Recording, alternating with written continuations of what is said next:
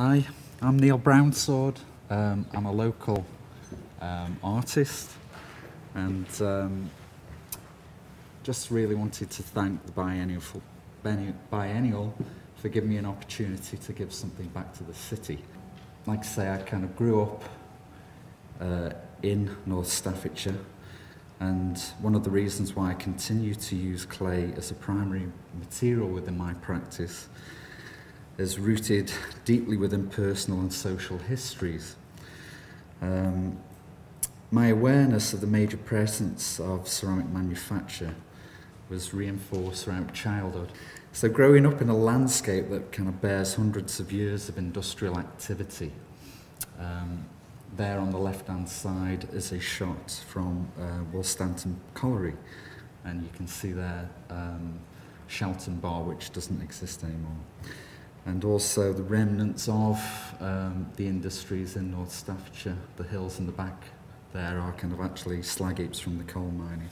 But apart from its indigenous skilled labour, the origins of the area's success was due largely in part to its mineral wealth, especially its long flame coal, ideal for firing the bottle ovens.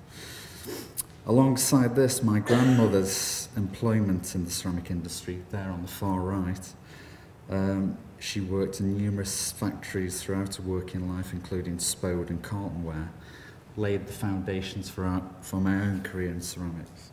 And more recently, a family member researching our Brownsword genealogy sent me this image, taken in 1859, of a direct descendant who worked at the Etruria factory as a gilder and liner. He's here, with his left feet. And he's seated next to Josiah Wedgwood's grandson Francis in the centre. So I suppose it's this kind of sense of, the material, it's kind of rooted in my family history, which kind of drives my practice really. And one of my most earliest creative recollections is associated with being drawn to the plastic properties of clay from outcrops exposed in the woodland behind my parents' house in Bradwell. This again is an area steeped in the histories of pre-industry, as the same hematitic seams of clay were exploited in the 1690s by Dutch silversmiths John and David Allers in their imitation of Chinese red stonewares. By introducing aspects of silversmithing into ceramic process, the Allers pioneered product refinement prior to industrialisation by casting into moulds using water slip and lathe turning. As fashions of manufacture embraced the use of whiter clays imported from Devon and Dorset, the material the Allers had utilised was later consigned to mainly brick and tile production. Prominent features in the nearby vicinity of these brickmaking districts are the often exhausted sides of open cast excavation, often flooded with water, known as Marl Holes.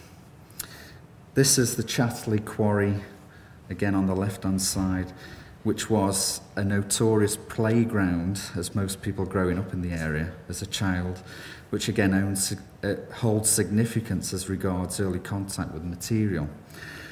The clay worked in these upper Carboniferous formations are known as Etruria marls, which outcrop in four main areas of Staffordshire: Stoke, Newcastle-under-Lyme in the north, and Tamworth and Dudley in the south. An interest in the artistic reactivation of this landscape, morphed by the histories of ceramic production, formed the basis of the Marl Hole project, which aimed to reiterate the symbiotic relationship between human endeavour and a material which has formed the basis of the city's economy for nearly 5 centuries. The project also set out to re-evaluate the status of a material locally consigned to its dominant industrial connections, the brick, urinal, teacup, ornament, by introducing a new contemporary discourse. I kind of located Ibstock Brick Ltd quarry, one of the largest brickmaking quarries in the UK, where an abundance of the material could be easily accessed, removing any immediate implications as regards material cost and offering an unimaginable sense of scale to work within. To accompany me on this pursuit of disrupting the confines of practice, I invited 3 internationally renowned artists. These were Torbjorn Kvasbo, Alexandre Englefriet and Pekka Paikkari. A filmmaker, Johnny Magee, was also commissioned to capture the creative development of the work as it arose. Each artist was to respond to this site during a 5-day period and explore the material without a fixed ideology or prescriptive method, in an attempt to liberate an almost primordial human curiosity into the innate properties of one of mankind's oldest synthesized materials. These visceral encounters were inevitably determined by a new set of unpredictable factors: the weather, limitations of the material in its unprocessed state, alongside more self-inflicted measures, as each participant wasn't allowed to use their familiar tools. Participants were only able to employ materials and implements gleaned from the immediate landscape, alongside equipment to remove any clay from the ground, a spade and a bucket. By eliminating the common tools of the trade, alongside with the anxiety of firing technicalities, the project sought to interrogate the articulation of clay through a range of ephemeral interventions, which fuse the interactions of making and performance with the site-specific. Through the brief's openness, we were all quick to commandeer the use of Ibstock's diggers and earth movers. This facilitated an opportunity to respond to the abundance of the material and develop work on a much more ambitious scale.